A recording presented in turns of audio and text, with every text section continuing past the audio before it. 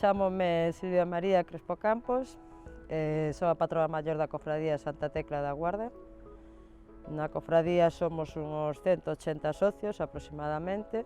E no meu sector pois andamos, bueno, ainda seguimos ganando un pouco as mulleres, pero estamos aí xa detrás un pouco os homes, no? Estamos casi no 60% de mulleres e un 40% de homes. Digo no meu sector, no traballo de PCB-AP. Temos na cofradía a agrupación de PCB-AP, a agrupación de PCB-A-Flote, temos a agrupación de Ouriceiras-AP, agrupacións de Ourizo a Flote, tamén temos unha agrupación de Lapa e estamos con algunha tamén de alga. Nas especies que máis traballamos aquí na cofradía da Guardia realmente temos artes menores, que temos algúns barcos aí de artes menores, temos de pulpo, bueno, traballa no que no peixe, logo temos o do percebe que vamos todo o ano, do percebe, do ourizo que tamén temos traballando ben de outubro a abril, traballamos bastante, e con iso co que estamos sobrevivindo o que é a cofradía. De percebe, iso, estamos todo o ano traballando, os invernos aquí son moi malos para o tema de artes menores, cando se meten os mal tempos aquí as embarcacións é moi difícil de salir a traballar, cando non é vento, mar e todo. Na cofradía somos 7 traballadores, na cual son 2 administrativos, unha asistencia técnica, un subastador e temos 3 vixiantes que se dedican para o tema de vixiar a costa, marisqueo, percebe, ourizo e pulpo. Hai furtivismo dos profesionales, hai furtivismo no tema de esgorrillas, como solimos chamar, pero bueno, temos bastante controlado un pouco a situación, sempre hai o clásico que se escapa. Hasta ahora, levamos un tempiño ahora para cá que, bueno, está máis controlado. Tuvemos unha campaña que fixemos, creo que debe de haber 2, 3 anos, todos percebeiros con camisetas blancas, na cual puñamos hasta aquí, no? Que xa está ben. E entonces aí un pouco salimos á prensa dicindo, por favor, a xente, a sociedade, que non lle comprara, que é moi fácil vir á lonxa ou ir á plaza, e comprar o produto que tampouco non é tan exagerados de precio, no? Realmente, eles o mellor o vendían a 20 euros e moitas veces por 20 euros na propia lonxa ou na propia plaza tamén os podes comprar, e son legales, no? Pois, bueno, parece que iso, a ver, un pouquiño deu algo de resultado, pero ainda se miran que se está facendo algúns. Como chegar non chegan 3 vigilantes, hubo tamén momentos que nós tamén salimos un pouco a botar unha man, pero non chegan, ainda que a costa son 20 km máis ou menos lineales, pero non te chegan porque están máis controlados os propios vixiantes que están controlados o propio furtivismo, no? Pide axuda para o tema da vigilancia, pero claro, entre iso tes que sumarlle o tema do seguro, que axuda, o sueldo realmente que lle tes, bueno, é un pouco complicado.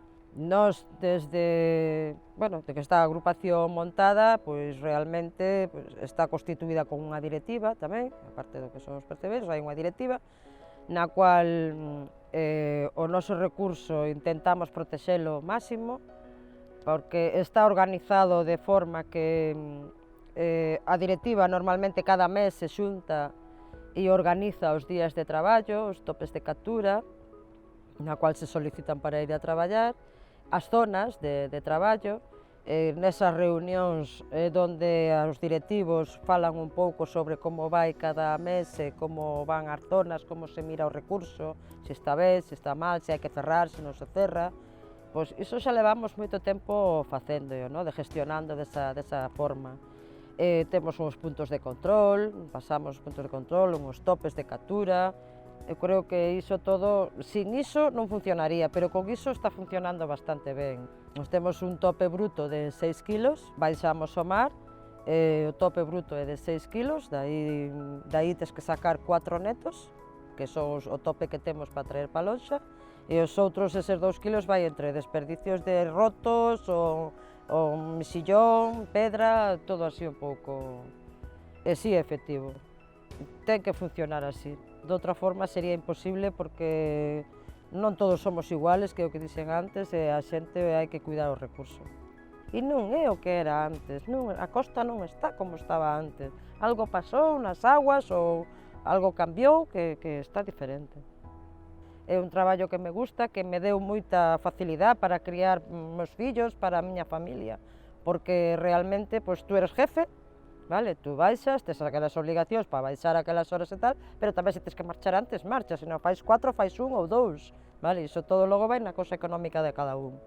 Pero sempre te dá libertad. No caso dunha muller, por exemplo, este era un traballo que daba moita libertad para poder atender a túa casa e o traballo. E sobre todo cando tiñas nenos, non dependes dun jefe.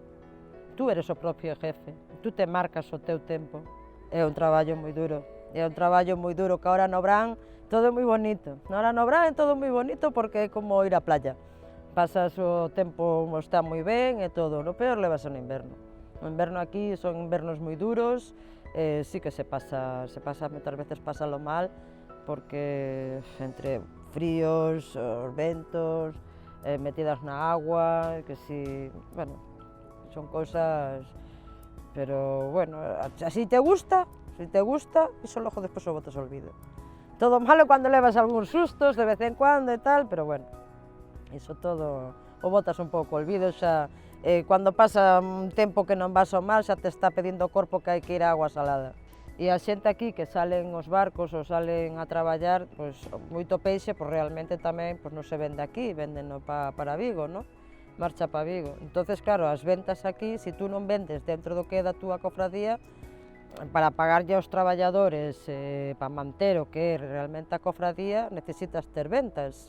Vale? Entonces, o que dicía antes, o Percebe vendes todo o ano, o ourizo é aquela campaña, que entre o ourizo e o Percebe é onde levantas moitísimo para poder soportar o que é a cofradía, soportar a todos os traballadores. Pues, é un pouco difícil e agora, pues, con o tema este da pandemia, ainda peor ainda. Esas consecuencias veñen o que é agora, de todo cando foi aquilo do Prestige, o que quixen dicir antes, co tema das pedras, que agora non ten a mismas cousas que ten antes. Eu non sei se é debido ao Prestige, se é debido ao cambio climático, se é debido a todo, pero sí que todo a raíz de aí, todo empezou a cambiar moitas cousas. Eu chámome Paco e... Paco, pois amigos, o meu nome é Francisco, claro. E, bueno, a miña experiencia na mar empecé con 14 anos andando mar, no ano 70, hasta o ano 2016 que me jubilén e pasei por a experiencia de estar nos órganos de goberno da cofradía, logo cheguei a pasar a ser patrón maior durante 14 anos, colleu unha época do Prestige, que aí foi o nova máis do que pudo pasar nesta costa de Galicia e pouco máis, e aquí estamos. Esta foi unha cofradía que nos anos 80 chegou a ter 900 ou 1000 socios, agora na actualidade estará sobre uns 200 e algo. Había 100 barcos na guardia dentro desta cofradía, entre barcos e jameras chegarían aos 200 embarcacións, agora como moito haberá 30 ou 40, entre grandes e pequenos. O mar é pois, peixes, os rapaces novos non queren, non hai relevo, todo o mundo deixa andar no mar porque hai moitos problemas administrativos, os peores. Os recursos, eu creo que aí tiño que botar un pouco a mea culpa que nós, os mariñeiros, sempre acabamos moito cos recursos porque non o cuidamos cando había que cuidalo e agora xa tarde.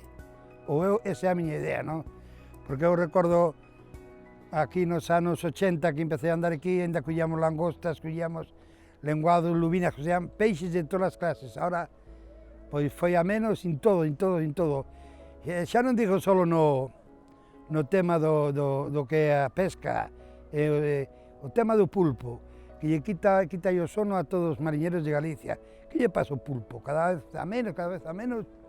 Non sei se é culpa de que non o gestionamos ben cando había que gestionalo, pero que o camiño que leva prácticamente é imposible xa traballar esa arte, porque había dúas clases de barcos na Guardia, os da merluza e os da langosta.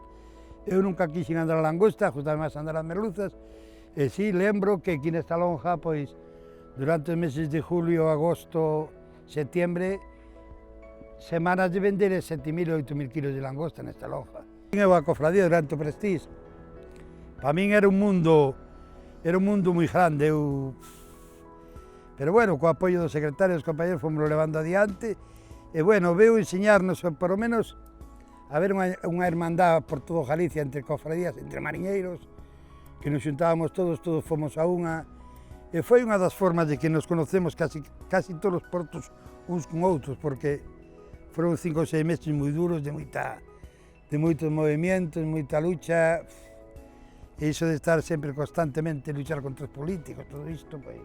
De aí se creou a Federación Galega de Cofradías, que non había, a partir desa do Prestige, e bueno, e foise levando. Pareceme normal, xa tiña que ser as mulleres da época que empecé a traballar eu. Entón xa habería máis igualdade, e me parece moi ben que as mulleres teñan o mismo direito que ten o home a traballar no mar, e con os mesmos direitos, e que teñan, e non no mar, sino prácticamente en todo, no? Pero falamos neste caso no mar, que teñan o mesmo direito que teñen os homes, e que teñen que reivindicar ainda máis direitos, porque non teñen os que teñen que ter, e teñen que reivindicar un poquinho máis direitos, pero tamén hai que dicir unha cousa, que as mulleres, como nas casas, hai moito mandar,